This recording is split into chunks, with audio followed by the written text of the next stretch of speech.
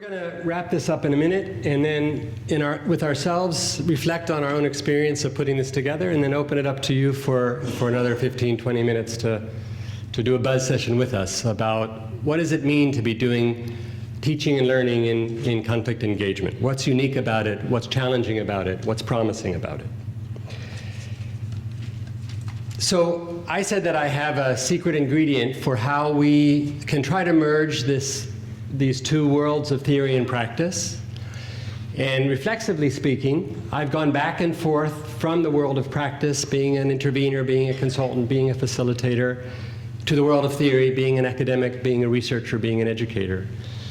And I think that last word is really the bridge between the two worlds. It's that place in which we are in the boat together, and that is education. Whether we're in the classroom or whether we're in the mediation room, it's really about how do we think about our thinking? How are we able to engage our experiences and at the same time step back and look at those experiences? How can we be, in fact, as Elizabeth suggested, our students are experts of our own experience? How can we step back and reflect as we're in the moment? How can we slow down our reactions when we're in conflict? How do we learn these skills and enact them both in practice and in reflection on our practice? In the second issue of our new journal, the Journal of International Conflict Resolution and Engagement, Michael Alberstein suggested of one of the main 6 pillars of our field is that essentially it's characterized as a constant shift toward becoming and a use of process. That process is one of the hallmarks that makes our field a field. To embrace paradoxes by containing oppositional logics of the previous discourse of conflict and opposition, of disagreement and antagonism. How do we take this and observe it, even while we're in it? That's an acutely educational process, that we can be there and also reflect on it while we're there in the moment. So the challenge of teaching such a field, the challenge of learning in such a field, is being here now, of engaging in that moment while we're also somewhere else watching it. The metaphor that we use a lot is how are we on the stage enacting the experience while we're up in the balcony watching our own enactment. So that ability to be there and be separate is that deeply reflexive educational experience. So I'm going to sit back down and have us do a little bit of a buzz, and I want to perhaps raise the question of how do we indeed co-create a learning environment that embodies what we're trying to teach, which is that conflict engagement is a process of constantly engaging and stepping back and watching on it. And I'll kick it off with a challenge that my students are going to engage with me next week. As is not unusual in our campus, we give assignments as professors and students push back and say, too many, too much. So it's happening again. The semester's coming to an end, and the students in my morning class are saying, we want 1 less assignment. Or 2 less assignments. Well, they're negotiating now, but we're working on 1. And last week, we did an exercise sort of inspired by Nimrod's challenge that we take the hardest of conflicts that we're living in the middle of and we bring them into our classroom. And so we did that. We took the challenge of whether Jews should or should not go up to the Temple Mount, rather a current conflict. And we had thought about instead doing a simulation of half the group becoming Palestinians and half the group having an attitude they might not have had. But instead they said, no, let's take our real perspectives. So the class divided them basically along the lines of those who felt that Jews should go up and those who felt that Jews shouldn't. And we began with the rancorous discourse around that argument, and it was very rancorous. There's some unique gift here in Israel, I think, where people can shout and listen at the exact same moment. I don't know how they do it, but it was getting very loud. And then after folks had had enough, and we asked the classic question, how are we doing? And they said, terrible. And I said, so what do you want to do? And they said, anything but this. We said, okay, so let's tell stories instead. And we said, as you point your finger at the other and say why those who think we should go up are so wrong, or why those who think we shouldn't go up are so wrong, we said, tell us why you think that. What's your story? What's your experience? And on both sides, interestingly, we had stories about grandfathers. Grandfathers who had made their way here and the values that supported their being here, and how that then led to their attitudes about whether one should or shouldn't go up to the Temple Mount. And the pitch in the room completely changed. It was from everybody shouting and somehow sort of listening to everybody listening with acute presence. And watching themselves listen, actually. You could see them saying, while they tell their story, it's very different than when we were arguing about who's right or who's wrong. And as they tell their story, I can see my story somehow finding a place within their story. So next week we're going to move into some inventing and what can we do to bring together not only the resonance of the stories, but what kinds of creative ideas might go forward. And if we use a major thinker in our field, Mary Parker Follett, there's 3 ways that they may invent solutions or work on solutions. One is the classic approach of dominance, that essentially one side will say, this is a better answer, we want you to follow us. The next one is compromise. We both have answers, let's sort of split them down the middle and see if we can forge something together. And the third, which she says is the hallmark of conflict resolution, is what she calls integration. Integration, where we find what's deepest and most compelling and most important to each side that actually can find a place in the voice and the narrative of the other side, in the ideals and the inventions for going forward. So from the most complex of conflicts, next week we're going to then say, after they've done some inventing about how do you come up with creative ideas about this polarity between whether we go up or don't go up. You can't really compromise. You can certainly dominate, but is there going to be any kind of integration, something that's bigger than we thought about before, where we expand the pie, where we differentiate between different needs, where we compensate each other for what we're willing to accept. So then we're going to come back to the very pedestrian question of, as professors, we think the students need to write in order to integrate their learning, and we need to somehow evaluate what they've learned, given what they've written. And the students think they've done perhaps more than enough. So what are we going to do? How can we take this learning that we've had, taking up the most complex of conflicts, certainly in our context right now, and maybe in the world, of Jews and Muslims conflicting over this little teeny place in which so much love and hurt and hate is expressed? How can we take that most complex of conflicts and processes to address them and deal with this little question of the conflict we have in the classroom between the students and the professors over an assignment? And I think we can. We can take that big, big abstract conflict and now bring it down into the classroom and say, hey, we can come up with a third way. We can come up with a way in which the students and the professors together integrate something that's going to be satisfactory to both of us. Now, hopefully the administration will agree that this interactive decision-making about what we expect and what we're willing to respond is a model of the pedagogy that we're trying to teach. And the extent to which we reach an agreement together, teachers and students, we've found and we've modeled in our own experience that pedagogy that we're trying to share. So we'll keep you posted on how well it works. We'll certainly learn from it. And as we learn from it, whether we get upset, whether we all get our way or not, we'll study what we've learned and how we're thinking about our learning. And that then creates the cycle of being in the experience while reflecting on the experience, going out into the world and engaging the conflicts that are most complex, which we bring into our classroom, and learning from those complex conflicts about the daily interactions we have as teachers and learners in our complex field. So others, if you want to pick up the themes that we've talked about and then sweep them out to you to question and respond as you'd like. Yeah, if I can say a few words, that issue of working with students in that way, I mean, I love it, but unfortunately, as a distance learning institution, online learning brings advantages, but disadvantages in some ways. So one of my challenges that I would love input in is, I am now at the moment writing material for a new course, and how do I enable students to engage in as more in co-creation when we have to present a course that's already written. And as I said, the challenge there is actually recognizing that living with a bit of uncertainty and unknowns, I feel, but the trouble is the institution doesn't want to go that way. I do. So, you know, those conflicts arise, I think, all the time within our own practice. And, you know, it's interesting how we deal with that and how we work with that.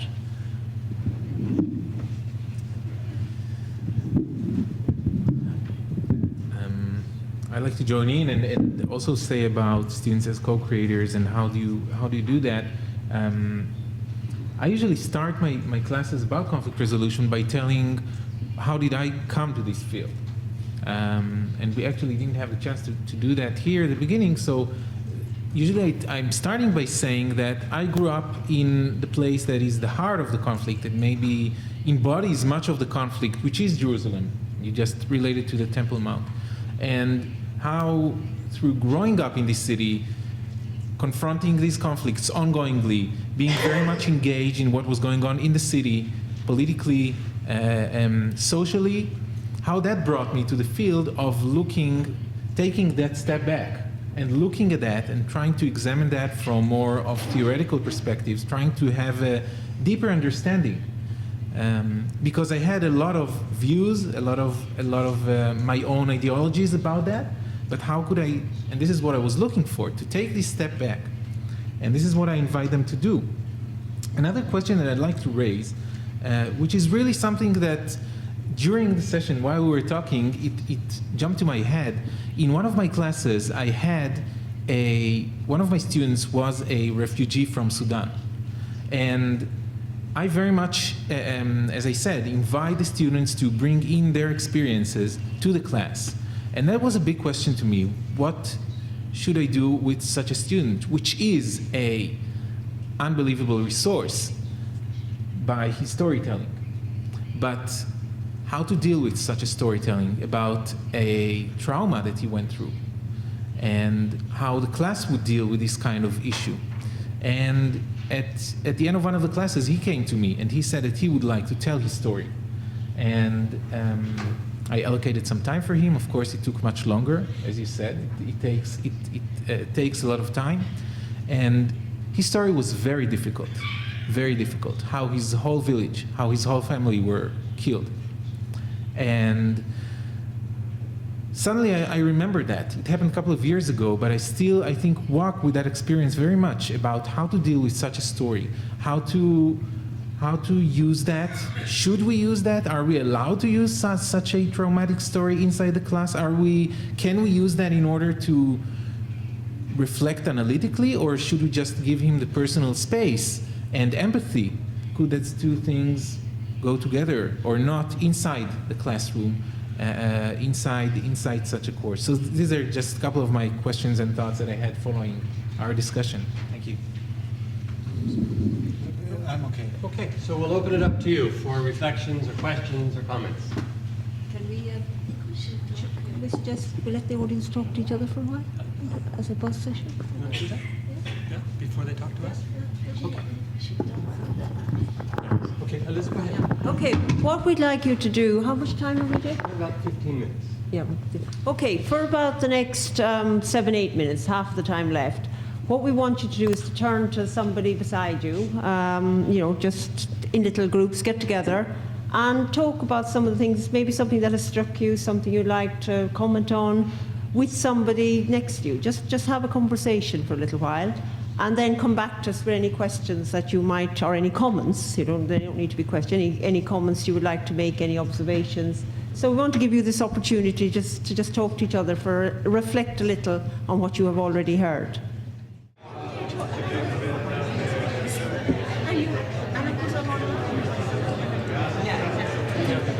Where are the questions?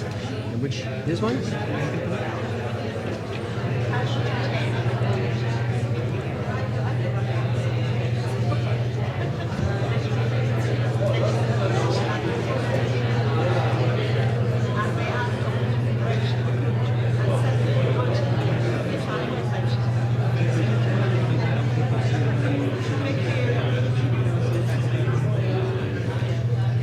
One of the principles of the field also is that it is to be participatory and empowering.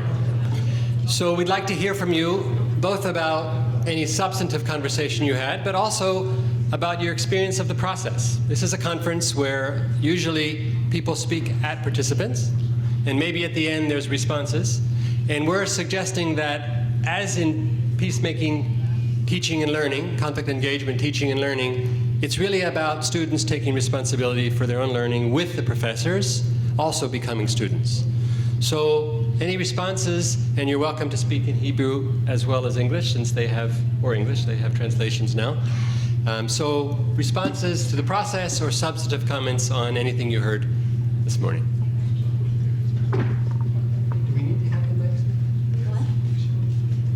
I think if it's possible that people will come here to be able to do the translation. Otherwise, we should have a moving mic. Okay, so I will just ask a few questions if it's possible. And maybe I'll start with Nimrod. I don't know if it's a question. My own feeling in teaching is that reaching the big conflict is kind of impossible. I mean, I try not to get to this point because I feel I lose the students. I feel that they are so much engaged and they're so much touched and they have so much emotional expressions that it's just impossible to teach. And I prefer to speak about legal conflicts and domestic things, and then to do some kind of an analogy, but in a very vague way, and in a sense that will not make people, their consciousness kind of be shaken. And I'm sure, other professors have a different approach, but my own feeling is that people just lose their critical skills when it touches them. And I feel that the last war was also, it's part of the process of being within the conflict. And one thing I have, maybe also in response to Elizabeth and to Jay, is a question about the role of a university, and our university, which is a research university, in teaching and educating. I think the goal of pedagogy and the question of how to educate in conflict resolution can also vary between a college, an open university, a research university. In our university, our main goal is to promote research. For us, as people who try to promote theory in the field. So the advantage, I think, that students have is that they have people who are dealing with the cutting-edge theories, which their interest is always in another place, also in education, but not only, because our main goal as researchers is to promote research, and everything we do is something we want to write about it, to generalize. We are also always promoting projects that are not exactly only education in the classroom. And I think part of what we give the students by that is this really broad experience of what does it mean to do research. So in a sense, teaching conflict resolution in a university has a more like a theory emphasis in my sense, and I think there is an advantage to it, and the backside of it, and maybe the disadvantage of it, is that many times we really want to give those critical skills, this knowledge, and we have less time for the actual, work, maybe. Real development with the students. I feel, at least for myself, that I'm always oscillating between the need to give them everything I know and the last thing I'm interested in and the most cutting-edge complexities, and the other need, which is to give the time to things to happen and to processes to develop. And I feel it's a dilemma, and part of the dilemma here is that we also want to inspire researchers. If I have a class with 60 students and only 5 students are interested in promoting research, I do want to inspire those 5, although it's a very important goal also to help the other acquire skills and have an experience of learning that is very significant. And sometimes it doesn't go together. Sometimes if you want, I feel that it's some kind of a balancing that each professor and each university will do for itself, and it needs a lot of reflection. And the last thing about narrative, I think narrative can be also, you said it's very cheap and very low, and in research, narrative study and documenting what people say, transcribing it, making, reading the themes, processing into something which makes sense in academic terms and is decent quality research, is really expensive. And when it is done systematically, it can give a lot, but I think it's also something that can vary between what do you want to achieve. If you just want civil society and a process, it's one thing. If you want to contribute to research and to produce a product that will go to other countries and will tell them, what do we study from narrative listening and from going in Bosnia and doing this and that and that. So it's also, it becomes much more complex and maybe in a sense also something that can be transferred to other places. Not that I'm saying it's currently not being able to, I mean, you will teach it and do a workshop about it and we can do it, but I think something about us in academia is to take the practice and to make it systematic and to make it and to theorize about it and to make it something that can be examined and to move to other places and then be compared. And also to write all the time. I mean, we have in mind all the time this aim of writing. I'm speaking as an academic in terms of producing more products that will reflect what we do in a way that will help the research field and also help students, but will contribute to research mainly. Let's get some more comments, questions, and then we'll collectively ask.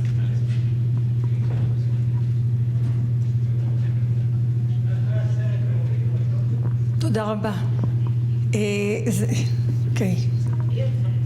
זו לא כל כך שאלה כמו שנתתם חשיבה אחרת, שבעצם נשב ונתבונן ונתחלק ונחשוב בחשיבה, וכיועצת נישואים וכמגשרת שנים רבות, נוכחתי לדעת שהתיישבנו לשוחח, ובעצם כל אחת התחילה בגישה שלה, ולאט לאט פתחנו את זה והגענו לפוליטיקה.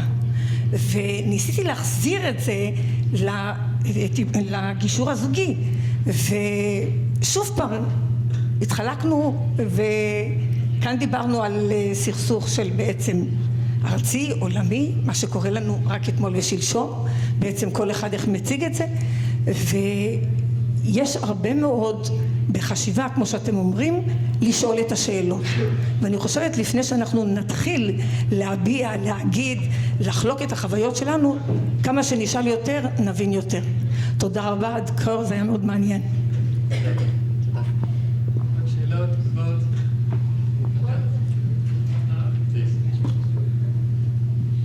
Come on down if you want to ask questions or make comments.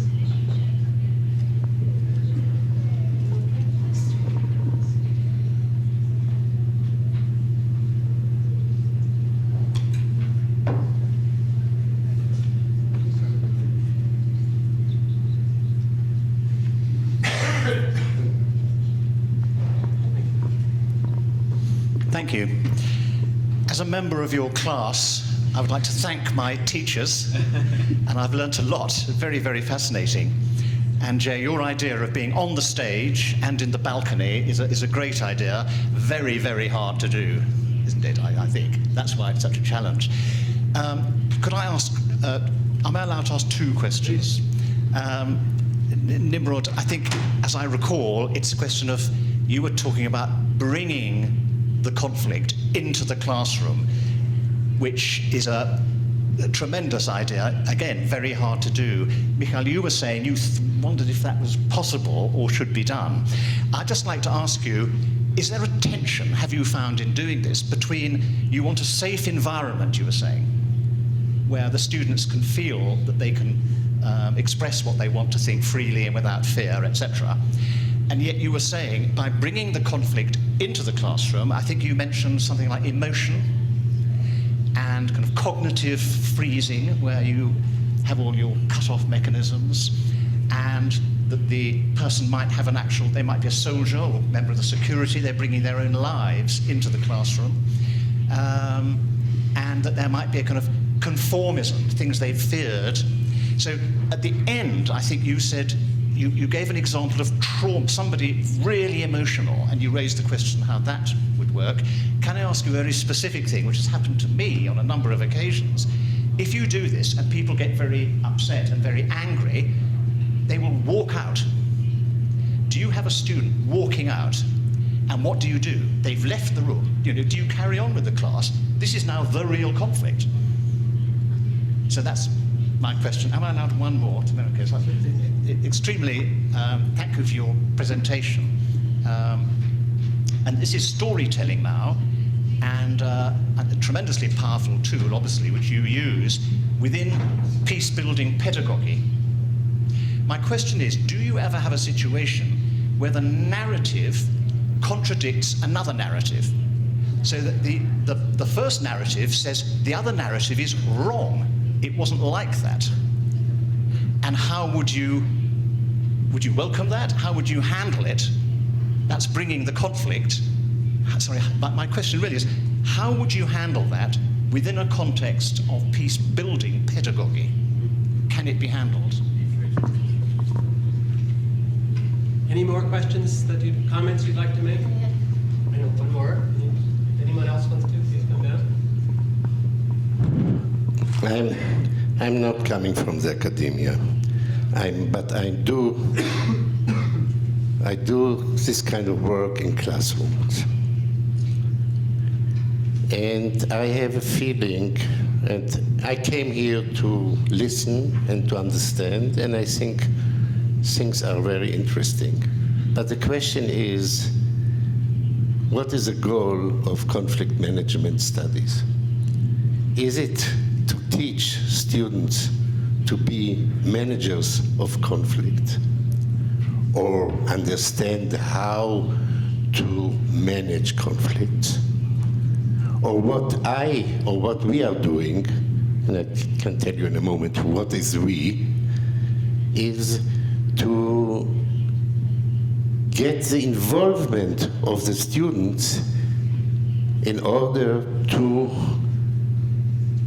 change their attitude to the other side, or in a more concise manner, I would say,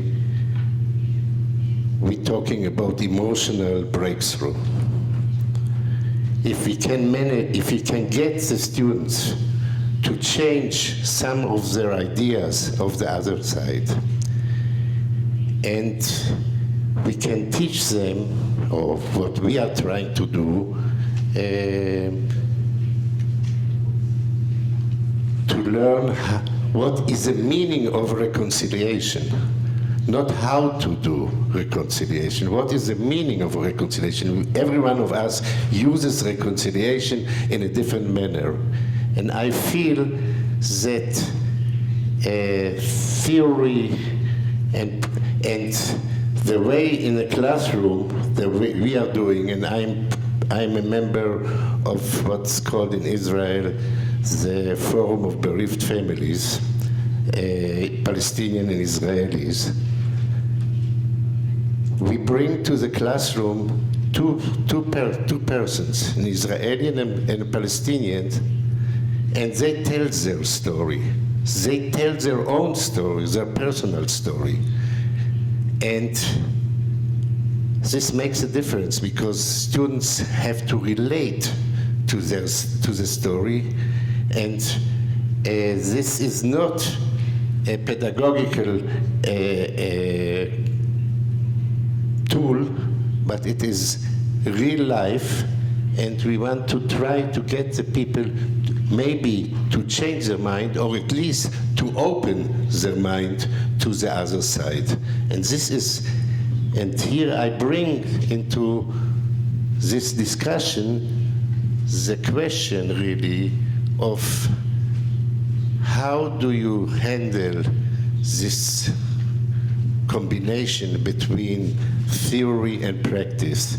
And I feel very uneasy about what the lady here said, that the goal of teaching conflict management is research and papers. This is not my feeling. Okay, so we'll each of us take a comment and then wrap up for the next sessions. Who would you like to start?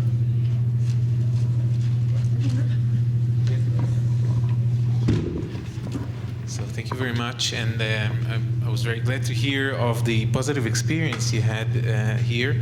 I think you raise really very interesting questions and perceptions about the question whether it is possible to do that in a class.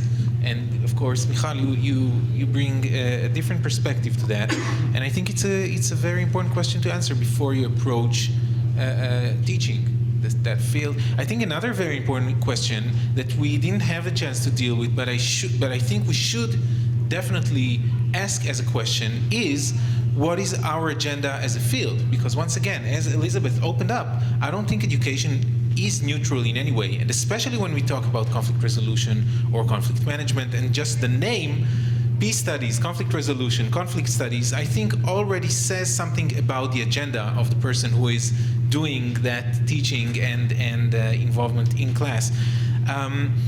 Well, Oliver, I must admit that I didn't have this experience of a student walking out of the class during such a discussion, but it will definitely walk with me this question, and I will have to try to think about what is possible to be done. I think it's a brilliant question. It's a very big question that touches on the real problem that can arise, especially during, a time such as what we had here in Israel during the summer.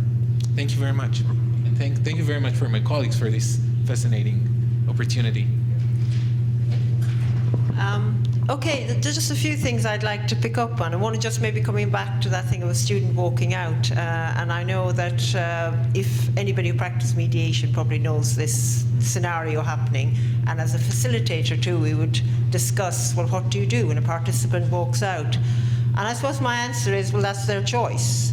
But also to set up, to me, is something about setting up the scene, that you make clear to a student that should they choose to walk out, that is their choice. It is you, up to me, say, as a facilitator of a group, to enable the people participating what the expectations are of the session and what might occur, what might not, and that they have a choice to make in that, whether they participate or not.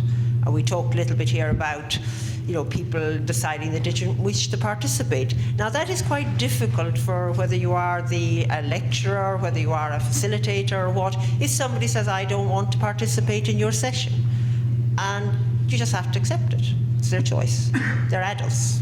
They're people who have choices. Or you try and insist they participate in some way, and it's not worth. I know as a facilitator, one of the worst people you can get are people who don't want to be there. I mean, it's just nightmare, because nothing you can do is going to persuade them to be part of the session. The other thing I just picked up on that I said that you mentioned was people lose their critical skills when the conflict touches them. I thought, yeah, that's what conflict does. Critique goes out the door, rationality goes out the door. So should we learn how to work with that? Because that is the real experience of conflict, that when we get involved in a conflict ourselves, it is very difficult to step back from it. And then where does that take us as educators? If that occurs in the classroom, if emotion occurs, how do we work with it? And that should be part of our learning, our own learning, how to deal with these situations, rather than run away. Say, like certainly in the UK, the idea is to get rid of it, get rid of that strong emotion, that tension. We don't like it, it's uncomfortable. And just one other point I wanted to comment on, when you asked what the goal of education is. And I think if we succeed in our job of helping students to become critically reflective, to become reflective practitioners, we don't control where it goes. Learning is not a controlled process in that way. We open up doors then, and where the individual takes it is up to them. And it's the danger of enabling people to become critically reflective. They can take it anywhere they want. We've opened up their minds. You can't close it again. So we need to be aware of that. We want to control, don't teach people to be critical or to be reflective. Okay, I'll try to be very quick. Thank you, Professor Ramspatham, for the question on, so what when narrative contradicts another narrative? How do we handle this in peace building? That's a good question. and it's very challenging. I don't know the exact answer to this question, but I think the first step is to challenge the existing narrative. Particularly in Bosnia, we now still, to an extent, are experiencing ethnic cleansing, where we have new generations. We cannot just think now of the older generations. The new generations are the ones that we have to focus on, and they didn't experience the war. But recent studies show that over 80% don't even want to reconcile now anymore. But possible reason for that is because they don't have any contacts with the other side. They're born into ethnically pure now societies, raised into these societies, hear only one side of the story and are not challenged in no sense. So this challenging their narrative is the first step, I would say, to eventual peace. Thank you. And I'd like to pick up with that word challenge, because I think that's actually what the classroom can and should be about. A challenging experience where teachers and students are learning together. That's what our field is, where we are challenged by the reality of conflict and our desire to somehow make them less destructive and more creative. That's what we're about. So this is my third year teaching here, and the first 2 years I was very careful about bringing the real conflict into the classroom. It seemed like it was a treacherous idea and that it could blow up. This year, with a very small class of 12 students, that we've gone on a very careful journey together. Last week as I say, we brought the most volatile of conflicts into the classroom, and I thought we were going to do a simulation, and they said, no, let's do the real thing. And it was, I think, I'll hear from the students next week, but I thought several of them said, we wish we'd done this at the beginning, because then all the theories you've been telling us would have a place to sit. I disagree. I think part of the reason the experience was so successful, from my watching of it, is that we'd spent the semester studying theory and understanding how you come at the most volatile of conflicts in ways that can actually begin to transform them into constructive, if still challenging, learning. So I think the classroom is a great space for experimenting with real-life problems in a controlled, careful way. And I think, again, for me, my father's son, I see education as the panacea to some extent in our field. I also see it as the answer to theory and to research. That what are we trying to do as educators and third parties? We're trying to raise up curiosity.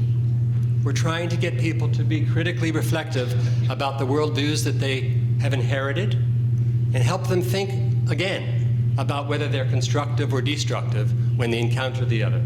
And sometimes that means to raise up dialogue and narrative that are scary, that are delegitimizing. How do we deal with those, even while we feel the reactiveness and the hurts and the fears?